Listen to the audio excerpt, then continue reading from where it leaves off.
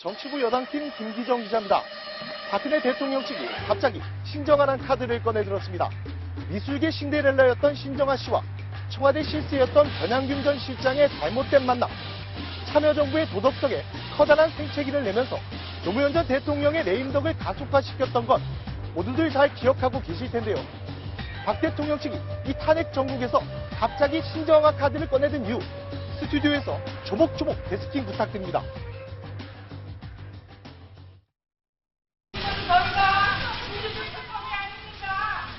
원망하기보다는 어쨌든 제가 잘못한 부분이 더 많기 때문에 감수해야 될 몫이라고 생각하고요. 이현수 기자, 최순실 씨 국정농단 사건에 갑자기 신정아 씨 이름이 등장했습니다. 신정아 씨 하면 한때 미술계의 신데렐라로 불렸던 사람인데 갑자기 그 사람 이름 왜 또 나온 겁니까? 네, 박근혜 대통령 대리인단이 헌재 탄핵심판 선고를 앞두고 변양균, 신정아 사건을 언급하는 의견서를 어제 헌재 제출했습니다. 변양균 씨요? 그분 하면 노무현 정권 때 청와대 정책실장했던 사람 아닙니까? 네, 맞습니다. 아, 근데 그분 이름이 왜 또 나오죠? 네, 신정아 스캔들 10년 전 정말 전국을 뒤흔들었었죠. 신정아 씨가 큐레이터로 일하던 미술관에 연인이던 변양균 씨가 대기업들을 압박해서 문화사업인이 돈을 내라 이렇게 출연을 하게 만들죠. 그래서 실제로 7억 8천만 원의 대기업 후원금이 모였습니다. 그랬죠. 근데 당시에 대법원은 변양균 실장한테는 무죄 판결을 내리지 않았습니까? 그렇죠. 맞습니다. 대통령 변호인단이 말하는 게 바로 그겁니다. 직접 들어보시죠. 변양균 신정아 사건 기억하시죠? 그 사건이 바로 이 사건과 굉장히 유사한 사건입니다. 제3자 뇌물공여죄 직권 남용에 의한 권리행사 방해죄로 기소를 했는데 무죄 판결이 났어요. 무죄 판결이. 아, 이제 알겠네. 박근혜 대통령 뇌물죄도 성립될 수 없다, 뭐 이런 거군요. 대통령과 연인 관계도 아닌 최순실 씨가 설령 재단을 설립해 이익을 봤다고 해도 대통령에게 뇌물죄를 적용하기는 어렵다. 뭐 이런 얘기겠네요. 그렇죠. 그대로 적용을 한 겁니다. 실제로 뇌물죄는 입증하기 어렵다는 게 법조인들의 평가긴 하더라고요. 네, 그런데 특검에서는 대통령 대리인단 주장 말도 안 되고 아주 사안이 완전히 다른 얘기라고 했잖아요. 네, 그래서 제가 국회 소추위원과도 통화를 직접 해봤는데요. 뭐 두 가지는 사안도 기본적으로 다르고 뇌물죄가 탄핵 근거의 본질이 아니라고 하더라고요. 직접 들어보시죠.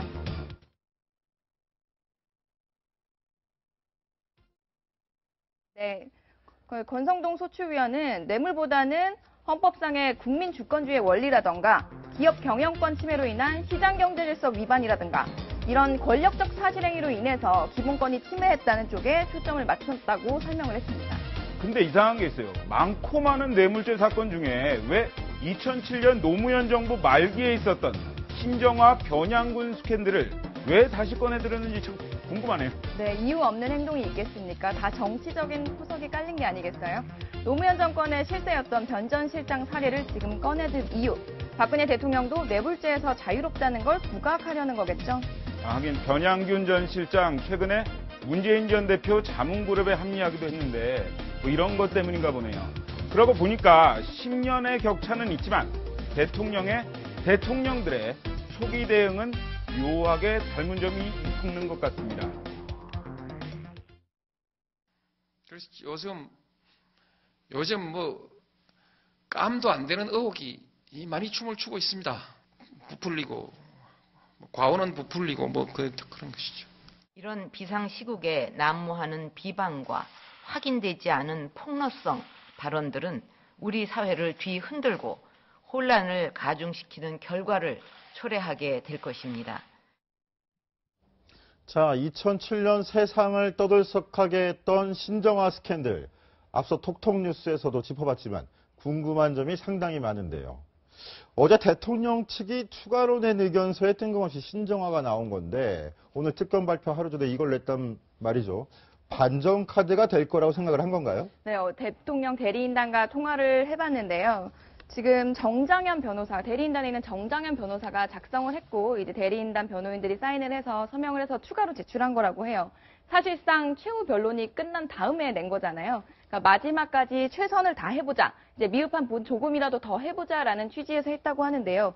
이제 신정아 사건이랑 비교를 하면서 이제 그대로 적용이 됩니다. 그냥 설명한 대로 보면 이제 변양균 씨가 신정아 씨에게 업무에는 도움을 줬지만 그 당시에 대법원이 이들을 별도의 가게, 그러니까 다른 지갑을 쓰는 거라고 설명하면 되겠죠. 그 다른 지갑을 쓰면서 생활했기 때문에 뇌물수수를 인정하지 않았다. 그리고 실제로 지금 기업들이 재단에 내놓은 돈은 그대로 있지 않느냐. 그런데 어떻게 대통령에게 뇌물죄가 성립되느냐. 이렇게 설명을 한 겁니다. 네, 이런 의혹도 있습니다. 신정아 스캔들 하면은 뇌물 관련 사건보다는 이제 불륜, 뭐 이렇게 기억하는 국민들이 더 많을 텐데요.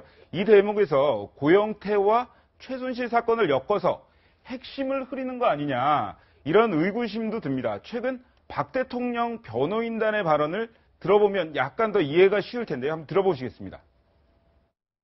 대통령 대리인단이 파악한 이 사건의 발단은 대통령이 40년 직위로서 그 존재를 드러내지 않던 최서원이 고영태와 불륜에 빠지면서 시작되었습니다.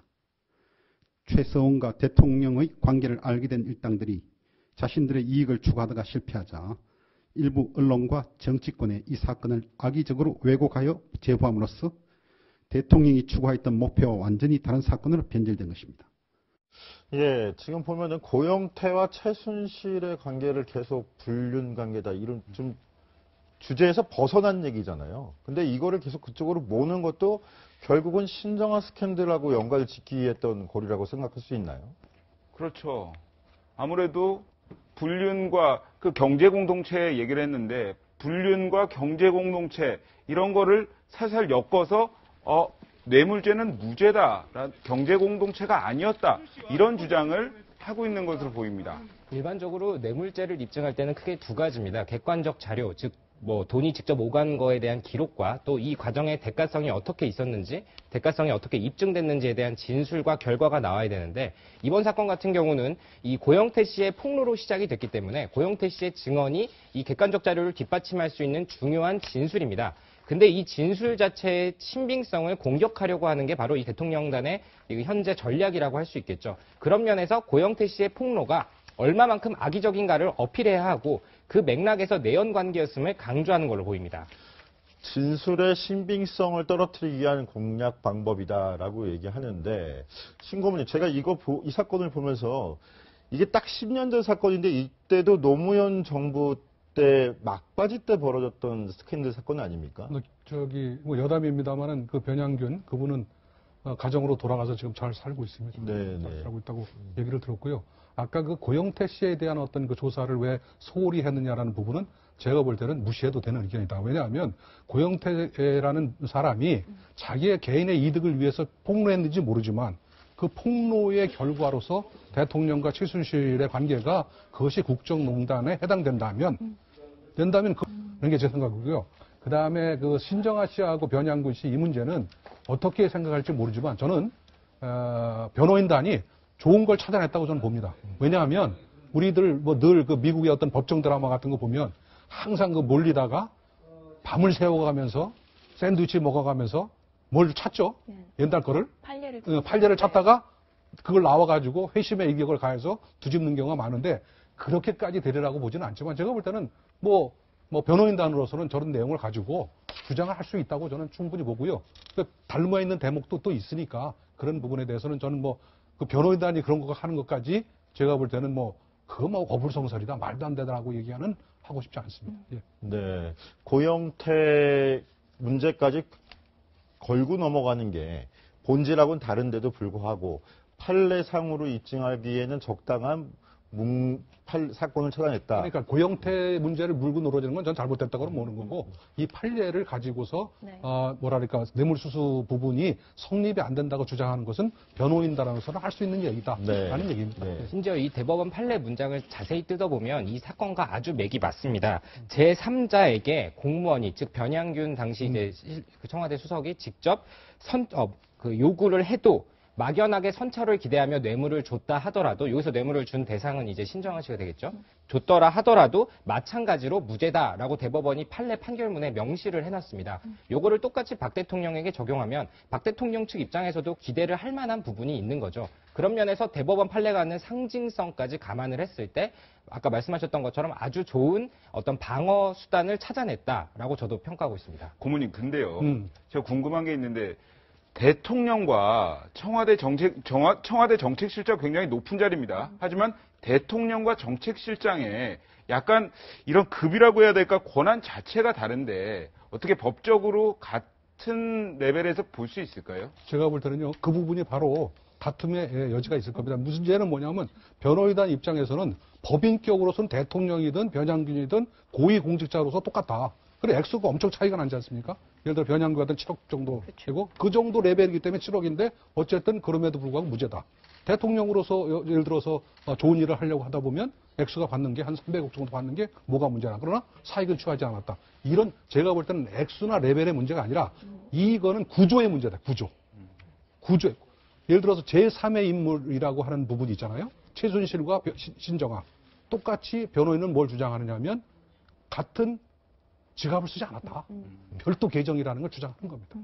그다음에 이쪽은 또 공무원인데 공무원이 선의를 가지고 선의예요. 이 신정아를 알기 때문에 변양군이가 공무원 신분인데도 불구하고 재단에 얘기해서 저쪽에 조금 좀 도와주실래요? 이 부분은 공무원으로서 할 수 있는 법 위반이 아니다. 알기 때문에 친하기 때문에 이런 주장이거든요. 그러니까 최순실을 잘 알고 있기 때문에 좀 뭐를 도와주려고 얘기했지만 자기 개인 사득을 취한 건 없다.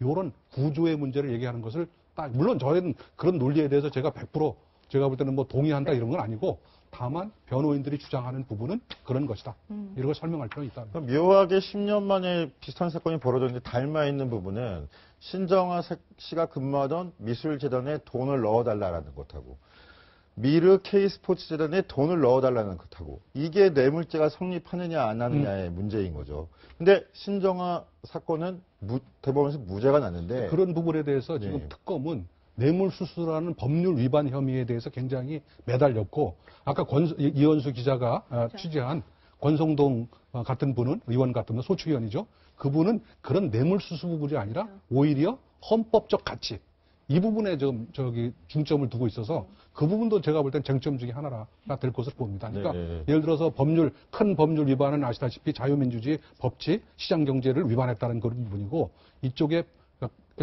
대통령이 국민의 신임을 배반했다는 부분을 따지면 그게 뇌물수수 부분이거든요. 그런데 뇌물수수 부분을 이 특검은 굉장히 따졌고 그 다음에 소추위원들은 그 위의 단계인 법률 위반 부분을 따진 거기 때문에 조금 그 소추위원과 특검의 어떤 그 칼날 이런 게 조금 더 다르지 않는가 그런 느낌이 좀 듭니다. 박 대통령 측에서 조금 더 희망을 가져볼 부분이 뭐냐면 변양균 사건에서 판결문을 제가 본 기억이 정확하다면 당시 그 돈을 준 기업들은 대가성이 있다라고 법정에서 진술을 했고 그런 의견을 제출을 했습니다. 즉 이게 변양균 당시 이제 청와대 수석에게 더 불리한 부분이 있었는데 지금은 현재 이재용 삼성전자 부회장 같은 경우는 대가성에 대해서 인정을 하지 않고 있는 상황이고 특검만이 대가성이 있었고 대가성을 오갈 구체적인 그 대화가 오갔다라고 얘기를 하고 있는 상황입니다.